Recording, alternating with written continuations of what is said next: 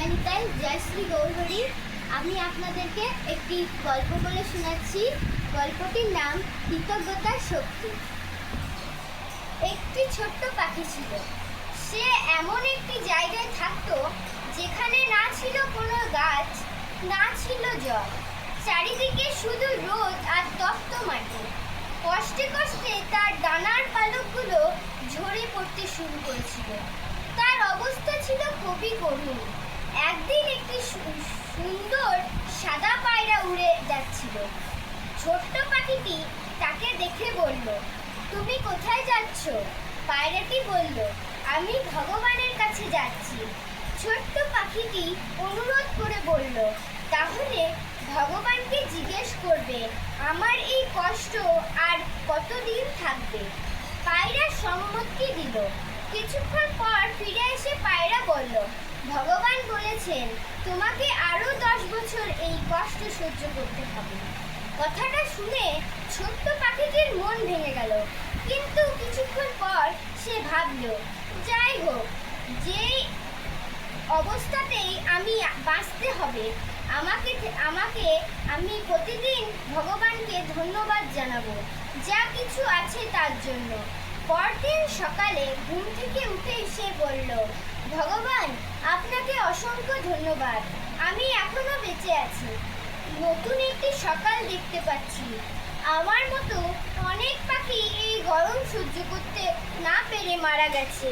এভাবেই প্রতিদিন সে কৃতজ্ঞতার প্রকাশ করতে লাগলো। 1 মাস পর হঠাৎ আকাশে মেঘ জমল, প্রবল বৃষ্টি নামলো। বৃষ্টির জলে সেখানে একটি ছোট্ট পুকুর তৈরি হলো। চারদিকে গাছপালা গজাতে শুরু করলো। শুষ্ক ভূমি ধীরে ধীরে সবুজে ভরে উঠল। ছোট্ট পাখিটির শরীরে নতুন পালক গজিয়ে উঠল। সে আবার সুন্দর ও সুস্থ হয়ে উঠল।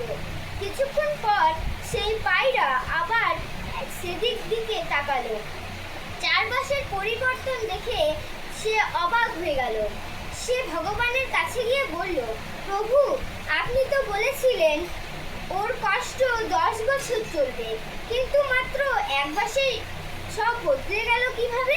ভগবান মুচকি হেসে বললেন, কারণ সে প্রতিদিন কৃতজ্ঞতার প্রকাশ করেছে। যা ছিল না তার জন্য অভিযোগ না করে যা ছিল তার জন্য ধন্যবাদ দিয়েছে। কৃতজ্ঞতার শক্তি তার মন, তার ভাগ্য এবং তার পরিস্থিতি সবকিছু বদলে দিয়েছে। তাই 10 বছরের কষ্ট 1 মাসেই শেষ হয়ে গেছে। শিক্ষা: জীবনের সব সময় বড় অলৌকিক ঘটনা অপেক্ষা করবেন না। প্রতিদিনের ছোট্ট ছোট্ট আশীর্বাদের জন্য কৃতজ্ঞ থাকুন, কারণ কৃতজ্ঞ হৃদয়ের ভগবানের কৃপা সবচেয়ে দ্রুত প্রকাশ পায়। কৃতজ্ঞতা এমন একটি শক্তি যা অন্ধকার সময়কে আলোয় ভরে দিতে পারে। ছোট্ট পাখির গল্প থেকে আপনি কি শিক্ষা পেলেন? হরে কৃষ্ণ।